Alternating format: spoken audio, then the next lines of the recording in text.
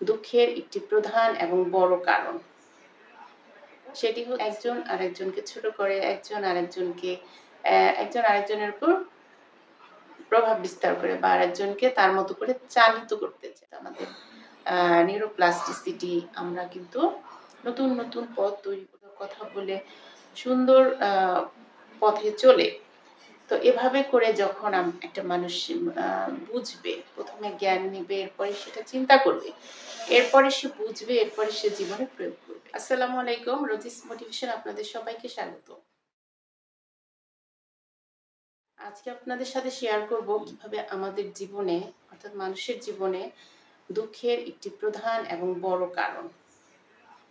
সেটি হচ্ছে যে আমরা প্রকৃতিকে নিজের মতো করে চালিত করার যে একটা টেন্ডেন্সি বা প্রবৃত্তি, সেটা। প্রকৃতিকে কখনো নিজের মতো করে চালিত করা যায় না। প্রকৃতি নিজস্ব গতিতেই চলবে। প্রকৃতি সম্পূর্ণ চলে আল্লাহর সৃষ্টিকর্তা যিনি সৃষ্টি করেছেন তার নিয়ম অনুসারে। তো আমরা কিভাবে এই প্রকৃতিকে আমাদের নিজের কন্ট্রোলে আনতে চাই, তো সেই বিষয়গুলো আপনাদের সাথে শেয়ার করব। যেমন পরিবারে বাচ্চাদের ভালো করার জন্য বাবা মা যে শাসন করে, তার পিছনে উদ্দেশ্য হচ্ছে বাচ্চা কাচ্চাদের ভালো ব্যবহার শিখে, ভালো আচার আচরণ শিখে, মানে বাচ্চাদের ভালো, সেটা কোনো কথা না। এছাড়া দেখা গেছে পরিবারে একজন আরেকজনকে সবসময় ডমিনেট করে চলে। বেশিরভাগই অসুখী পরিবারের হাজব্যান্ড এবং ওয়াইফ, এই দুজনের মধ্যে এই সম্পর্ক। একজন আরেকজনকে ছোট করে, একজন আরেকজনের উপর প্রভাব বিস্তার করে বা আরেকজনকে তার মতো করে চালিত করতে চায়। এটা আমাদের মানুষের জীবনে একটা দুঃখের অনেক বড় একটা কারণ। আমরা অনেক সময় খেয়াল করি না যে প্রকৃতি নিজস্ব গতিতে চলবে, আর আমরা মানুষ তো সেই প্রকৃতির একটা উপাদান। তাহলে একটা মানুষ আরেকটা মানুষকে কি করে কন্ট্রোল করবে, কি করে আরেকটা মানুষকে নিজের মতো করে চালিত করার চেষ্টা করবে? এটা তো কখনোই সম্ভব না। এই অসম্ভব কাজকে যখন মানুষ করতে যায়, তখন তাদের জীবনে ঘোর দুঃখ নেমে আসে। তো দেখা গেছে যে হাজব্যান্ড ওয়াইফ সবসময় একজন আরেকজনকে ছোট করে, একজন আরেকজনকে ডমিনেট করে। একজন একজনকে ছোট করে কখনো আরেকজন বড় হতে পারে না। তারপরে হচ্ছে গ্রামে গঞ্জে বিভিন্ন জায়গায় দেখা গেছে যে কিছু মানুষ শত্রুতামের জের করে মানুষের ক্ষতি করার চেষ্টা করে, অর্থাৎ কালো জাদু, মানুষকে বশে আনে, মানুষের ক্ষতি করে। এই ধরনের এগুলো কিন্তু অনেক বড় একটা অপরাধ। এগুলো খুবই অন্যায়, আমাদের ধর্মেও আছে। পরকালে কিন্তু এদের খুবই খারাপ পরিণত হবে। তো এই যে মানুষকে নিজের আয়ত্তে আনা বা নিজের মতো করে চালিত করা, এটা খুবই একটা একদম লো লেভেলের একটা চিন্তা ভাবনা। এই চিন্তা ভাবনা থেকে বেরিয়ে এসে আমাদের মানুষকে মূল্যায়ন করতে হবে। প্রতিটি মানুষ স্বভাবগত কারণে সম্পূর্ণ ভিন্ন। আমরা কি পারি কখনো একটা গোলাপকে শাপলা ফুলের রূপ দিতে? গোলাপ গোলাপি আর শাপলা শাপলা কি, তাকে দুইটাকেই আমাদের ভেতরে গ্রহণ করার যে ক্যাপাসিটি, সেটা আমাদের বাড়াতে হবে। আমরা এটাই পারি। আমাদের ভিতরে যে গ্রহণ করার ক্যাপাসিটি, আমাদের ভিতরে ধৈর্য ধারণ ক্ষমতা, এইগুলো আমরা বাড়াতে পারি। কিন্তু প্রকৃতিকে তো আমাদের কন্ট্রোলে আনা অসম্ভব। যেমন বর্তমান সভ্যতার যুগে বড় বড় ইমারত তৈরি হচ্ছে, সেখানে অনেক গাছ কেটে ফেলে মানুষ শুধু উঁচু উঁচু বিল্ডিং তৈরি করছে। একবারও ভাবছে না এই যে গাছগুলা না থাকলে আমাদের পরিবেশে তাপমাত্রা বেড়ে যাবে, কিংবা আমরা যে অক্সিজেন নিব সেটার যে সমস্যা হবে, একবারও তারা ভাবে না। মানুষগুলো ভাবে তাদের কিভাবে বিল্ডিং করবে, সেখানে থেকে কিভাবে টাকা আসবে, শুধু নিজের লাভ, এগুলোই আসলে মানুষ ভাবে। মানুষ ভাবে না যে প্রকৃতিকে সুরক্ষিত রাখতে হবে। এই প্রকৃতিকে রক্ষা করলে এই প্রকৃতিও আমাদের ভালো কিছু দিবে। এটা মানুষের জ্ঞানের ভিতরে আসে না। মানুষ শুধু তার অহমিকার কারণে, তার নিজস্ব সুযোগ সুবিধার কারণে সে শুধু নিজস্ব সুযোগ সুবিধা লাভ খোঁজে। কোনখানে আমার লাভ হবে, কার সাথে আমি কথা বলবো, তার পিছনে ব্যক্তিগত আমার স্বার্থ থাকবে। সো এই যে ব্যক্তিগত স্বার্থের ঊর্ধ্বে যখন আমরা উঠতে পারবো, তখনই কিন্তু আমরা এই সমাজের জন্য, এই প্রকৃতির জন্য, পরিবারের জন্য কিছু করতে পারবো। যতদিন পর্যন্ত এই আমরা এই আমাদের শরীরের অহংবোধ দ্বারা চালিত হব, হরমোন দ্বারা চালিত হব, প্রকৃতির দ্বারা চালিত হব, ততদিন পর্যন্ত আমরা কখনো এটাকে বুঝতেও পারবো না, এই গোলকধাঁধার ভিতরে ঘুরপাক খেতে থাকবো। তো কখনো মানুষকে আরেকটা মানুষকে কখনোই কন্ট্রোল করার চেষ্টা করবে না, বরঞ্চ তাকে বুঝে চলুন, তাকে বোঝান। এবং প্রতিটা মানুষই আলাদা বৈশিষ্ট্য, আলাদা স্বভাব, আলাদা, সম্পূর্ণ আলাদা। তাকে কখনো আমার ভালো লাগবে, সে কি কথা বলবে যেন আমার ভালো লাগে, সে যেরকম আচরণ করবে সেটা যেন আমার পছন্দ হয়। এই যে আমি এবং আমার এই যে ভাব, এটাও তো এক ধরনের ইগোইস্টিক মাইন্ড। তো এই থেকে বের হয়ে এসে আমরা জানি যে আমাদের নফস ৩ প্রকার। নফসে আম্বারা, নফসে লাওয়ামা এবং নফসে মুতমাইন। নফসে আম্বারা হচ্ছে সবচেয়ে কুলুষিত, সবচেয়ে খারাপ নফস, যেটা মনে চায় সেটাই করে।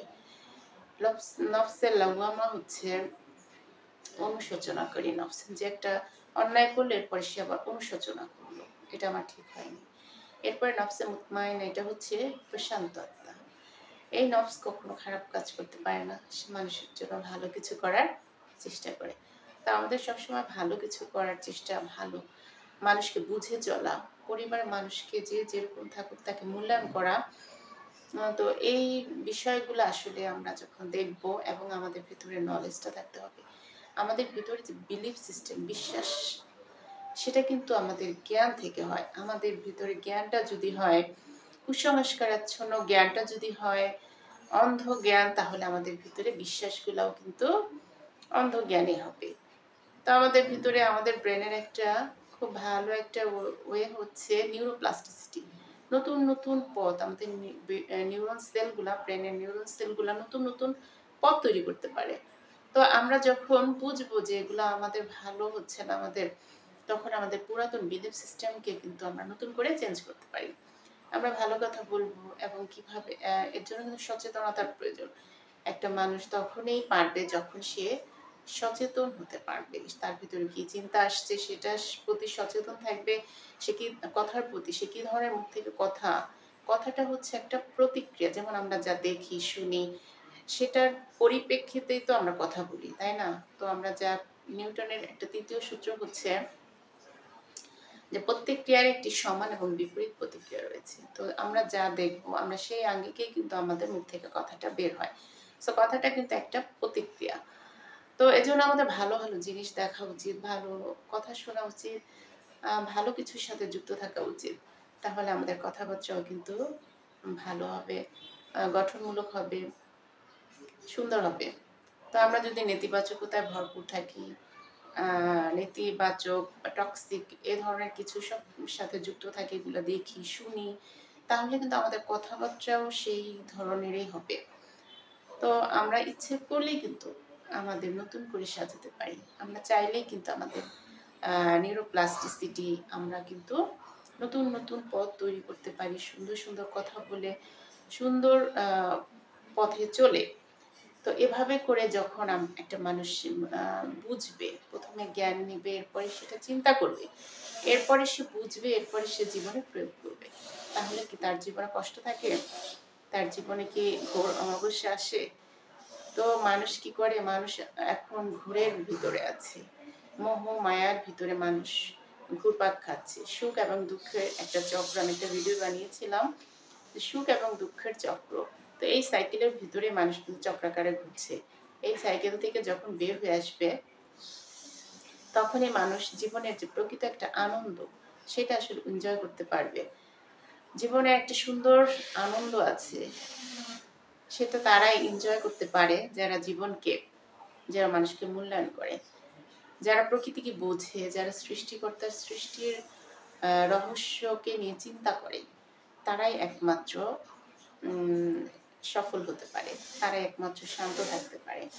আর যারা ঝগড়া ঝাঁটি, অন্যের সাথে তুলনা, কম্পেয়ার, সুখ এবং দুঃখের ভিতরেই থাকতে পছন্দ করে, সুখ আসলে খুব সুখী, আবার দুঃখে আসলে ভেঙে পড়ে, এই যে সিচুয়েশন, এই যে এটা হচ্ছে মোহ। এই মোহর ভিতরে যে থাকবে, সে কোনোদিন নিজেকে চিনতে পারবে না।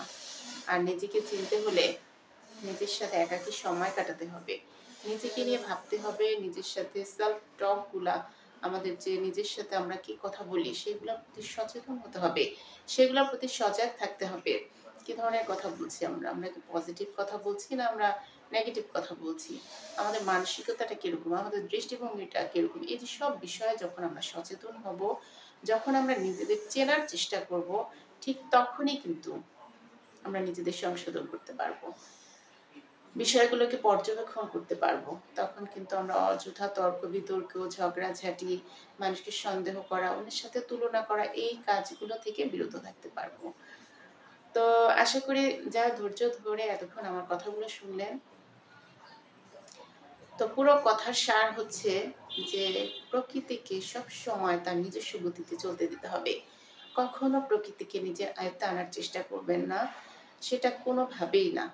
তার পরিণতি কিন্তু খুব দুঃখময় জীবন হবে। জীবনের যে প্রকৃত সুখ এবং আনন্দ তাকে উপভোগ করার জন্য প্রকৃতিকে প্রকৃতির মতো করে ছেড়ে দিন, প্রকৃতি নিজের মতো করে চলবে। আমরা আমাদের ভিতরে আরো ধৈর্য, সহনশীলতা, এগুলো আস্তে আস্তে অ্যাকসেপ্টেন্স করার ক্ষমতা, অনেক মানুষকে গ্রহণ করতে পারে না। সে কেন স্ট্রেস নিতে পারে না, দোষ অন্যের না, দোষ হচ্ছে নিজের। এটা আমি নিতে পারি না বলেই সমস্যাটা তৈরি হচ্ছে। সো নিজের ভিতরে যে স্ট্রেস ম্যানেজমেন্ট করতে হবে, গ্রহণীয় ক্ষমতা বাড়াতে হবে, পর্যবেক্ষণ ক্ষমতা বাড়াতে হবে, তার জন্য অবশ্যই নিজের সাথে সময় কাটাতে হবে। প্রতিদিন 10, 20, 30 মিনিট নিজের সাথে চুপচাপ নিরিবিলি সময় কাটান। মোবাইল ডিভাইস থেকে, বাহিরের শব্দ, আওয়াজ, যে কোনো কিছু থেকে একাকী বসে নিজের সাথে সময় কাটাতে থাকুন। আস্তে আস্তে আপনি নিজেকে চিনতে পারবেন, আর যে নিজেকে চিনতে পারবে সে তার সৃষ্টিকর্তাকেও চিনতে পারবে। তো ভালো থাকবেন সবাই, দেখা হবে অন্য একটা ভিডিওতে। সে পর্যন্ত আসসালামু আলাইকুম।